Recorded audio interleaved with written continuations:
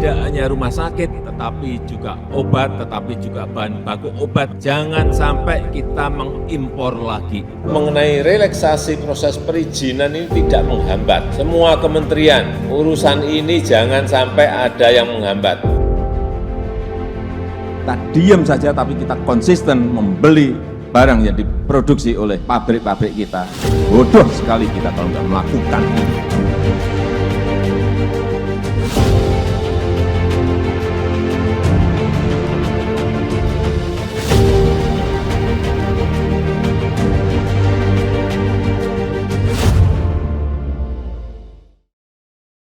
Memang kalau dilihat konsepnya tadi udah benar, harus ada AKD dulu, baru TKDN. Tapi istilah KTP yang menurut Bu Nila itu nggak cocok gitu ya, karena nomor izin edar AKD itu adalah hak edar, hak hidup. Sementara TKDN itu adalah persentase kadarnya dia gitu ya. Jadi yang namanya KTP itu yang mana sebenarnya, walaupun sebenarnya sudah ada peraturan Menperin yang mengatakan harus ada AKD dulu baru TKDN. Tapi konsep K4 itu sebagai hak hidup, hak edar atau dia adalah KTP itu mungkin harus ditanamkan. Jadi jangan terbalik gitu. Kalau terbalik nanti dampak dari trade policy itu melebihi health policy itu kurang baik. Health policy and trade policy itu harusnya koheren, memang koheren, tapi tidak harus jadi tumpang tindih, bahkan yang satu berdampak negatif terhadap yang lain. Halo penonton, kita ketemu lagi di Ruang AD. Seperti biasa, Ruang AD adalah tempat di mana kita membicarakan persoalan-persoalan dengan terutama ya alat kesehatan. Ya. Nah kan begini, saya warga negara yang biasa-biasa saja. Nah, warga negara yang seperti saya ini jumlahnya lebih dari 200 juta. Buat kita, kalau menyangkut alat kesehatan, buat kita sih yang terpenting adalah alat kesehatan itu tersedia dan kualitasnya baik ya, dan dia aman dan dia berkinerja juga dengan baik. Buat kami sih, buat kita sebagai warga negara, itulah yang terpenting. Nah, pemerintah adalah lembaga atau kekuatan atau mereka yang berkuasa yang seharusnya menata sehingga alat kesehatan di negara ini memenuhi 3 persyaratan tadi. Nah, hari ini kita akan bicara tentang sejumlah aturan yang sudah dikeluarkan oleh pemerintah kita menyangkut alat kesehatan yang saya ingin pertanyakan, apakah peraturan-peraturan tersebut memang relevan dengan kebutuhan kita akan alat kesehatan yang aman, berkualitas, dan berkinerja tersebut. Untuk itu kita menghadirkan ada 2 narasumber yang sangat relevan untuk membicarakan persoalan-persoalan ini. Pertama adalah Ibu Linda Sitanggang. Halo Bu. Halo ya. Bang Ade. Bu Linda ini sekedar untuk Anda ketahui adalah expert dalam regulasi alat kesehatan. Terima kasih. Yang kedua adalah Pak Randy Teguh yang adalah Sekjen dari Gakeslab. Kita mulai saja percakapan kita. Bu Linda, seperti saya katakan tadi, kita butuh nih alat kesehatan yang aman, berkinerja baik, berkualitas, dan tersedia di pasar gitulah ya. Nah, menurut Ibu, peraturan-peraturan yang ada dan peraturan yang mana yang menurut Ibu adalah peraturan yang memang memungkinkan ya, itu tadi terpenuhi? Ya, jadi sebenarnya highly regulated ya, alat kesehatan itu sangat diatur oleh regulasi. Dan ada regulasi yang paling tinggi yaitu undang-undang yang mengatur itu, sehingga alat kesehatan yang beredar itu harus aman, berkualitas, dan berkinerja. Yeah. Bahkan untuk alat kesehatan dasar dia harus tersedia. Itu semua udah dinyatakan di dalam Undang-Undang Kesehatan nomor 36 tahun 2009 itu Bang Ade. Spesifik disebut ya? Spesifik disebut. Nah, dalam undang-undang itu bagaimana kira-kira sistem kerjanya sehingga semua persyaratan tadi terpenuhi? Iya. Jadi di dalam persyaratan itu tentu harus ada evaluasi atau penilaian supaya kriteria tersebut bisa dipenuhi. Nah, itulah yang namanya proses registrasi yang menghasilkan nomor izin edar apabila alat kesehatan itu sudah memenuhi kriteria tadi. Jadi kriteria yang keamanan, berkinerja dan berkualitas itu itu sudah melalui proses itu sehingga dikeluarkan nomor izin edar. Ditambah satu lagi, Bang Ade, alat kesehatan itu harus ada nomor izin edar. Artinya legalitas dia boleh beredar itu adalah nomor izin edar. Yang mengeluarkannya siapa? Yang mengeluarkannya itu Kementerian Kesehatan. Jadi pada intinya bisa dibilang apa yang saya pertanyakan sebagai warga negara tadi sudah terpenuhi dengan adanya peraturan tentang NIA ini. Iya. Oleh karena itu sistem ini untuk menjamin kriteria tadi yang sudah diamanahkan oleh undang-undang. Tapi kenapa masih banyak orang mempersoalkan? Atau apakah benar itu kemudian terwujud bahwa alat kesehatan yang ada itu, yang beredar, yang memiliki NIA, itu dengan sendirinya adalah alat-alat kesehatan yang memenuhi 3 syarat tadi? Iya. Oleh karena itu ada pengawasan, ada yang mengatakan pengawasan pre-market atau sebelum nomor izin edar, jadi semua persyaratannya dicek. Terus kemudian ada pengawasan post-market, jadi sesudah ada nomor izin edar, dia tetap harus ditelusuri sehingga kriteria tadi tetap konsisten, tetap bisa dijamin pada waktu peredarannya, gitu Bang Ade. Oke. Sulit nggak untuk memperoleh NIA ini? Untuk memperoleh NIA sebenarnya begini, kalau sekedar administrasi tentu tidak boleh sulit ya, tetapi untuk memenuhi persyaratan itu sesuatu yang mutlak. Karena yang namanya aman, berkualitas, berkinerja, karena ini untuk patient safety juga. Kita kan nggak mau alat kesehatan itu membahayakan, seperti itu. Justru dia harus menolong manusia sehingga melalui proses pembuktian persyaratan itu dipenuhi. Oke. Sekarang saya pindah ke Pak Randy dulu. Pak Randy, kita sudah dengar penjelasan dari Bu Linda ya tentang sebetulnya dengan adanya NIA, kita bisa, saya sebagai warga nih merasa aman dong bahwa produk-produk yang tersedia itu memenuhi syarat-syarat tersebut. Ya. Tapi menurut Bapak apakah memang sesederhana itu? Iya, sebenarnya bisa dibilang sesederhana itu, Bang. Jadi untuk masyarakat umum seperti Bang Ade, sama seperti obat, kalau kita tahu obat, untuk tahu apakah obat ini asli, berkualitas, aman, kita hanya tinggal lihat nomor izin edarnya yang dikeluarkan oleh Badan POM. Kalau obat, Badan POM. Kalau alat kesehatan dari Kementerian Kesehatan. Nah, itu sama, kalau kita mau tahu apakah alat kesehatan tersebut sudah memenuhi standar keamanan, kualitas, kinerja, itu adalah lihat nomor izin edarnya. Jadi makanya juga ada baiknya rumah sakit, klinik, dokter, tenaga kesehatan kalau mau membeli alat kesehatan, lihat nomor izin edarnya. Karena dalam proses untuk mendapatkan nomor izin edar, seperti yang tadi dijelaskan Bu Linda, pada saat mengurus registrasinya, pre-marketnya, semua syarat-syarat dasar atau standar internasional bahkan untuk kualitas keamanan kinerja itu harus dipenuhi oleh si pemilik produk. Jadi etis sudah harus melalui penyaringan bahwa ini alat ada data-datanya aman, ada data-data uji klinisnya, data-data teknisnya berkinerja dengan baik untuk dapat nomor izin edar. Karena kalau itu tidak terpenuhi tentu ditolak ya Bu Linda ya oleh Kementerian Kesehatan. Karena artinya kan nggak memenuhi syarat. On top of that, bahkan lebih dari itu, sesudah keluar nomor izin edar dan beredar, seperti yang dijelaskan Bu Linda, pemerintah juga akan terus melakukan pengawasan. Apakah betul konsisten kualitas kinerja keamanan dari alat kesehatan. Jadi memang secara infrastruktur regulasi peraturannya, pemerintah Indonesia sudah mempunyai infrastruktur regulasi yang baik sebenarnya untuk menjamin warga negara terjamin atau merasa aman memakai alat kesehatan yang sudah punya nomor izin edar. Gitu, Dan itu berlaku buat alat kesehatan yang dari luar negeri, arti import, dan juga yang dalam negeri kan? Betul. Jadi dua-duanya. Dua-duanya. Jadi semua alat kesehatan. Intinya adalah kalau sampai kita menemukan di pasar, di luar itu ada sebuah alat kesehatan yang tidak memiliki nomor izin edar, finish, selesai. Ilegal dan tidak terjamin tadi kualitas. Di satu sisi dia ilegal, di sisi kedua dia tidak terjamin. Padahal itu menyangkut kesehatan kita ya, kami ini. Nah, itu pertama nih, jadi nomor izin edar. Tapi kemudian Bu, Pak, kita juga mengenal atau kita sering mendengar, kami sering mendengar ada yang namanya peraturan tentang TKDN. Ya.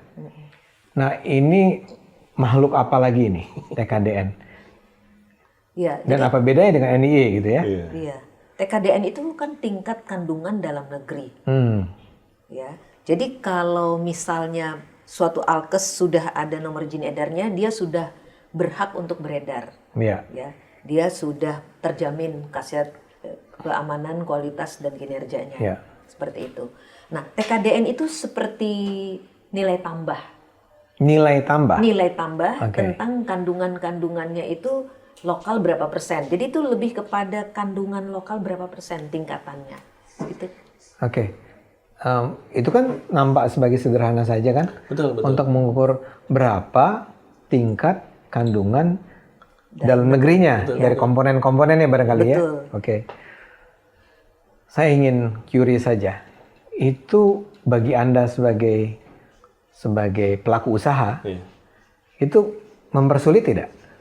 Sebenarnya tidak mempersulit karena memang ini dua hal yang berbeda tetapi sejajar. Ya. Jadi kalau kita mau tahu kualitas keamanan kinerja, nomor izin edar.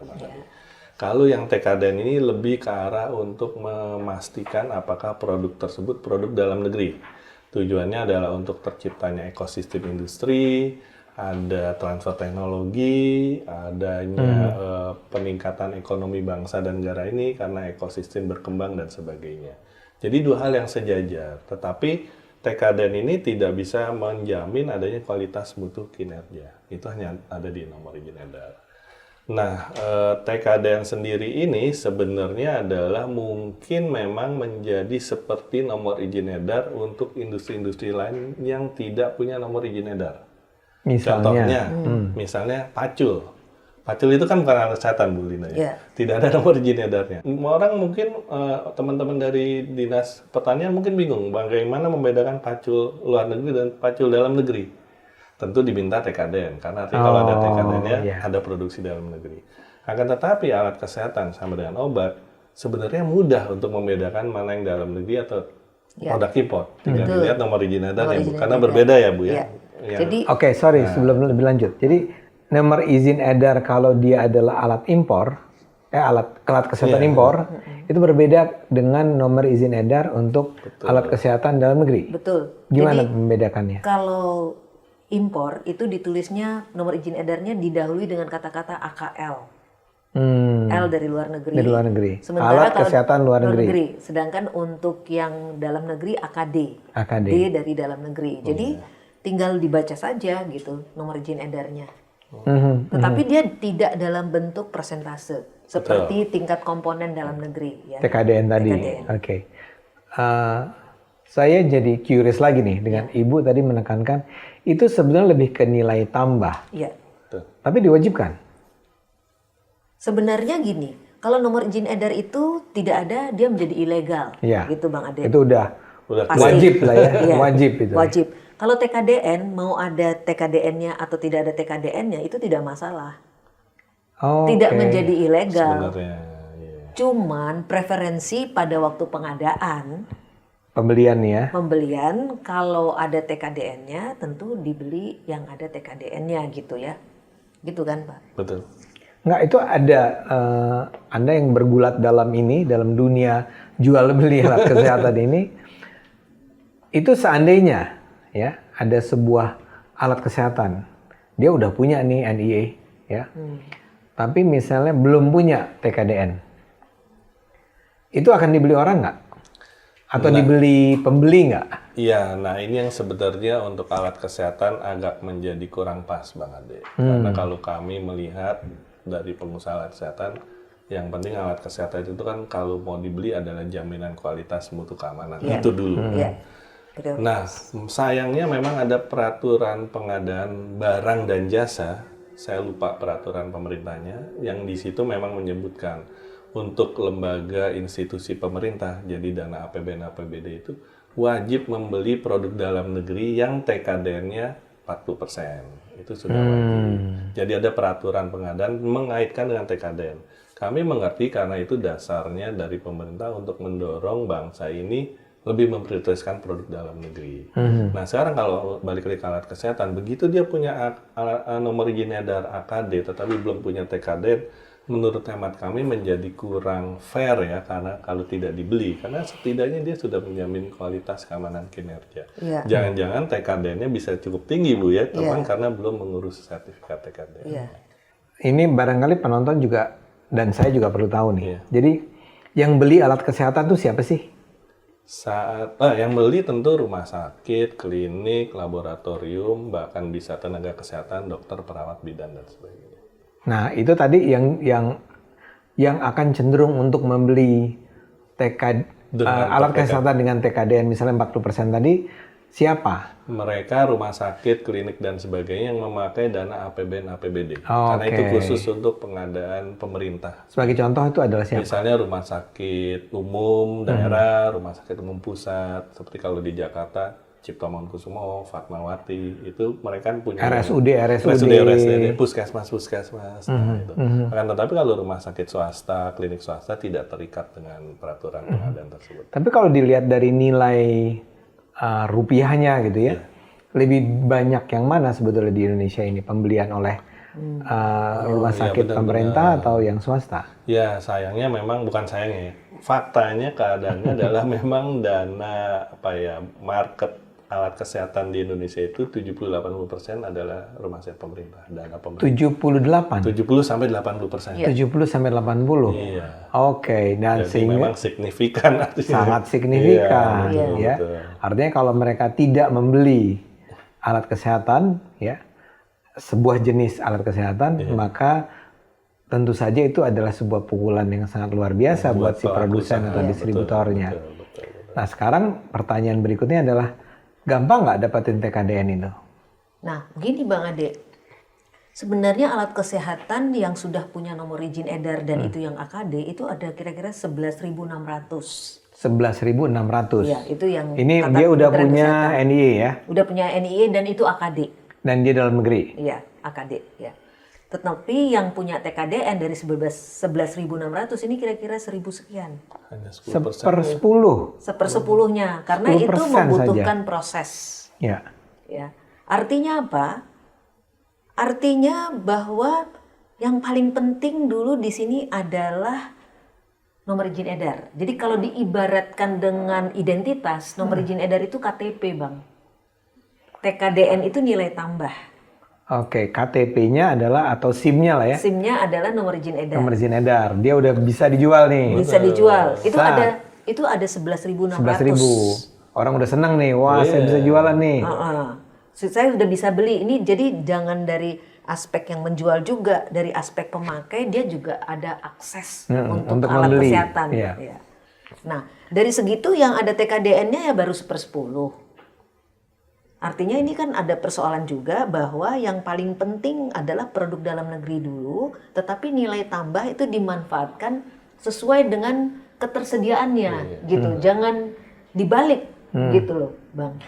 Saya mau tanya dulu nih, 90% itu kenapa dia nggak dapat TKDN? Karena memang tingkat komponen dalam negerinya tinggi, gitu ya?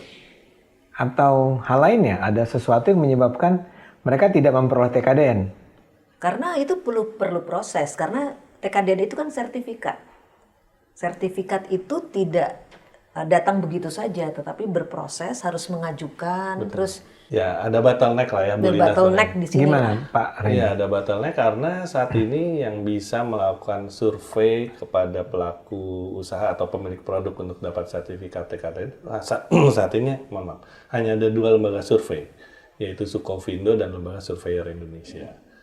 Otomatis kapasitas kedua lembaga tersebut menjadi berkurang ya, karena seluruh industri saat ini yang didorong oleh Pak Jokowi untuk produk dalam negeri ingin dapat sertifikat TKDN. Tapi ingat loh, pemerintah bilang produk dalam negeri. Produk dalam negeri. Nggak bilang TKDN nah, loh. padahal Pak Presiden tadi ngomongnya produk dalam negeri, bukan produk ber-TKDN. Bukan. Nah, akan tetapi memang untuk dapat sertifikat TKDN pertama itu. Karena sorry Pak, jadi bisa ya sebuah produk dalam negeri tapi tidak memiliki belum memiliki TKDN karena tadi bottleneck proses.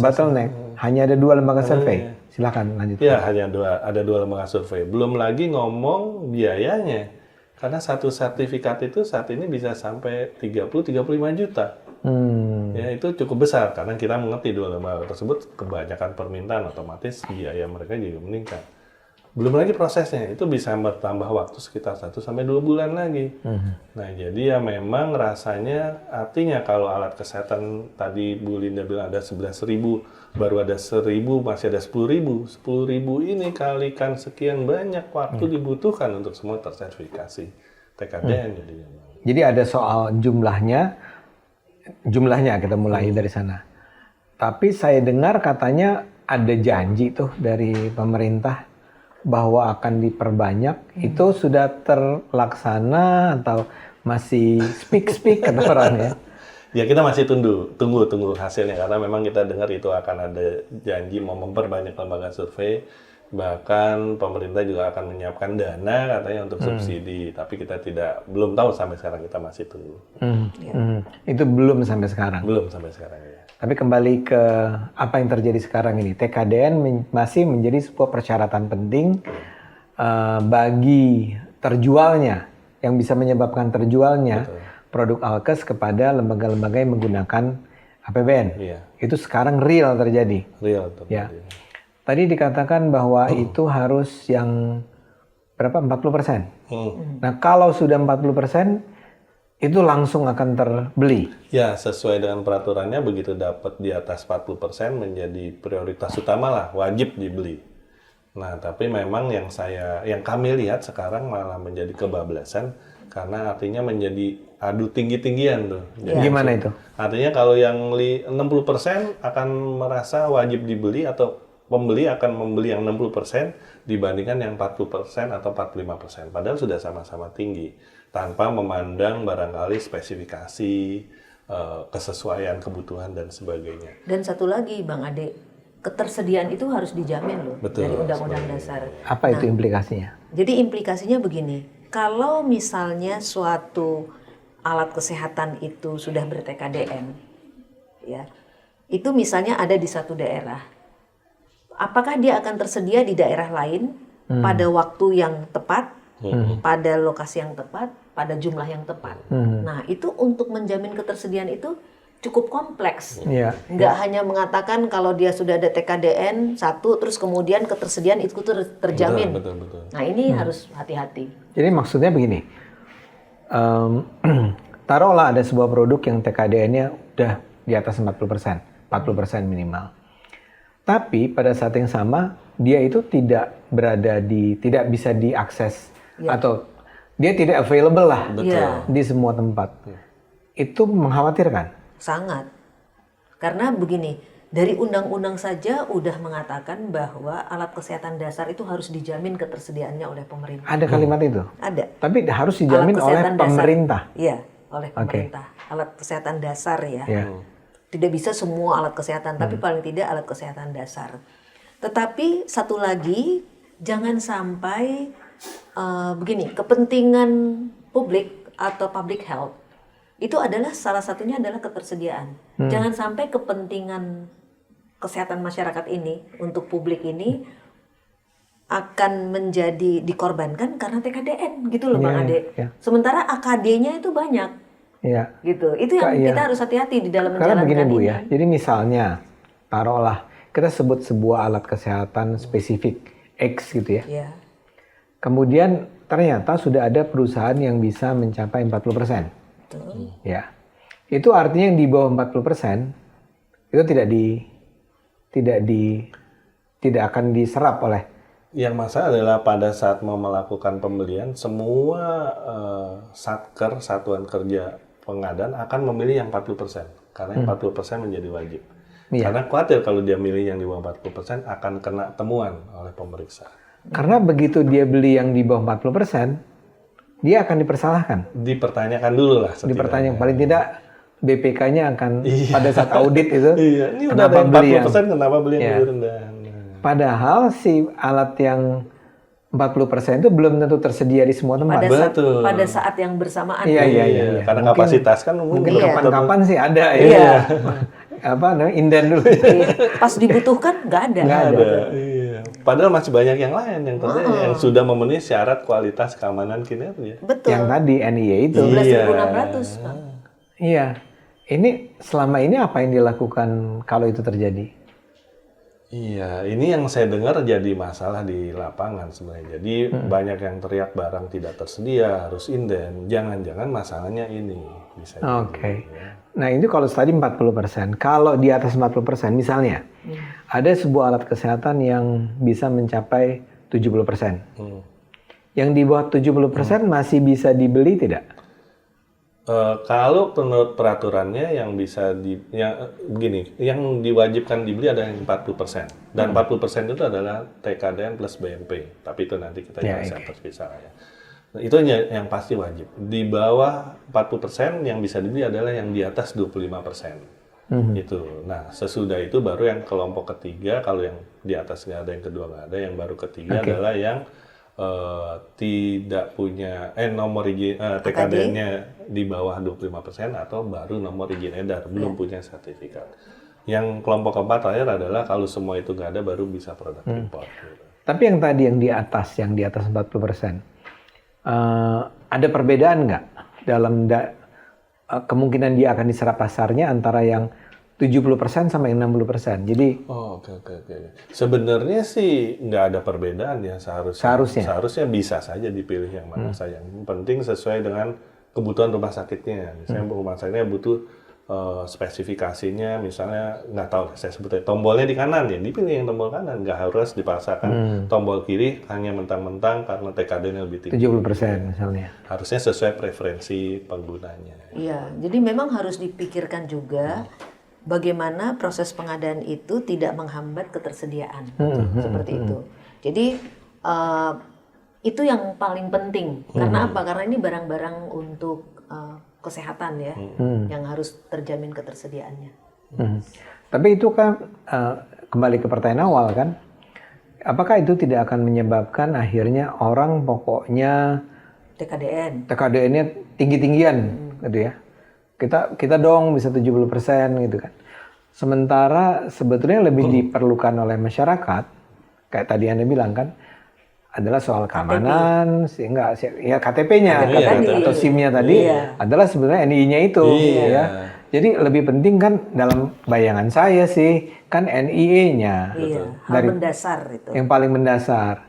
TKDN ya bagus-bagus juga sih bahwa nilai tambah. Itu harusnya menjadi nilai tambah. Dan bagus-bagus juga bahwa ya oke lah kita ingin mendorong agar komponen dalam negerinya itu meningkat, jangan semua datang dari luar. Tapi sementara kita atau saya menduga bahwa kan sebetulnya tidak mudah untuk juga mencari komponen dalam negeri dalam industri alat kesehatan saat ini kan? Ya, itu berproses. Jadi memang itu tidak akan terbentuk dengan sendirinya tanpa pengaturan atau kebijakan-kebijakan yang mendorong hal itu. TKDN salah satu kebijakan untuk mendorong hal itu. Tetapi itu tidak otomatis terjadi tanpa desain atau rancangan-rancangan untuk ke arah ekosistem itu gitu Bang Ade. Desain seperti apa yang diperlukan? Misalnya begini, komponen dalam negerinya belum tersedia. Bagaimana caranya untuk dipikirkan komponen itu bisa tersedia, gitu. Jadi jangan di hulu hilir saja, tapi di hulunya nggak dipikirkan. Itu siapa yang melakukannya harusnya? Nah, sebenarnya itu industri juga, tetapi bagaimana pemerintah mendorong supaya industri ini berkembang. Yang memproduksi komponen itu? Yang memproduksi komponen ini. Gitu. Jadi ternyata masih agak rumit ya. Ternyata tidak cukup selesai dengan di awal tadi kita seolah-olah, atau saya merasa optimistis nih. Begitu NIE dapat, alhamdulillah nih warga sudah akan memperoleh alat kesehatan yang di rumah sakit itu adalah yang terbaik lah, yang berkualitas, yang berkinerja ya. Ternyata ada persoalan-persoalan lain. Nah, pemerintah tuh sadar nggak dengan itu? Ya, harus tanya pemerintah. Tetapi yang jelas begini, pemerintah harus punya program bagaimana mendorong itu, dan kalau perlu dibuat suatu rencana-rencana bagaimana komponen-komponen ini juga bertambah. Sebetulnya gitu. bermula Tidak dari sana, hanya ya? TKDN saja, Iya. tetapi bagaimana komponen dan bahan baku ini di Indonesia bertambah. Alat ukurnya jangan cuma berapa besar komponen dalam negeri ya? Iya, tetapi seberapa besar upaya untuk menambah komponen dalam negeri ini. Oke. Ya, sebenarnya itu yang jadi peranan kami dari Asosiasi Bangga Keslap. Kami mencoba terus untuk menyampaikan ke pemerintah hal ini. Tolong yang menjadi fokus kalau untuk alat kesehatan ini, yaitu kualitas, keamanan, kinerja. Itu dulu yang penting. Mengenai TKDN, ekonomi, penciptaan ekosistem, kami ngerti. Tapi itu kan menjadi sesuatu hal yang harusnya ada program tersendiri didesain khusus. Jangan fokusnya itu, tapi malah mengorbankan yang masalah kualitas, kinerja, keamanan. Yang itu juga kami khawatirkan di mana anggota-anggota kami dengan kebablasannya penerapan TKDN, mereka akan nanti lupa mengenai unsur-unsur yang penting dari KTP yang tadi Bu Linda katakan. Dan itu memang peranan kami sebenarnya terus-menerus untuk menyampaikan hal ini kepada pemerintah. Kita berharap nih agar Gakeslap dan barangkali para expert yang lain gitu ya dapat bersama-sama mendorong pemerintah untuk jangan memandang masalah secara parsial dong. Betul. Lihatlah dalam sebuah gambaran yang lebih lengkap. Kita doakan nih buat Gakeslap. Terima kasih. Ya, kita dukung. Saya rasa apa yang disampaikan ini sudah sangat mampu mencerahkan mudah-mudahan. Tapi yang perlu dicerahkan itu bukan cuma kami sebagai warga negara, tapi pemerintah sebagai pengambil keputusan. Kita siap mendukung lah. Kita siap dukung, caranya ya. menuju tujuan yang sama ini ya. Siap. Oke, penonton, sudah kita terpaksa akhiri karena waktunya juga sudah tidak memungkinkan untuk terlalu panjang. Pembicaraan mengenai bagaimana kita menjaga agar syarat-syarat tentang kinerja, keamanan, kualitas itu bisa terjaga di dalam dunia alat kesehatan di Indonesia dengan dibantu oleh berbagai peraturan yang seharusnya tidak saling tumpang tindih dan saling bertalian mendukung kelahiran alat kesehatan yang memenuhi syarat tersebut.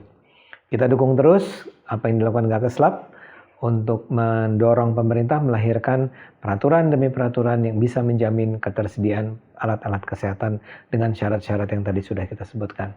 Terima kasih. Kita doakan agar semua bisa berjalan lebih baik, alat kesehatan kita bisa betul-betul mandiri di Indonesia, tapi bukan cuma mandiri, tapi juga dengan kualitas, dengan kinerja, dengan keamanan yang aman. Terima kasih penonton.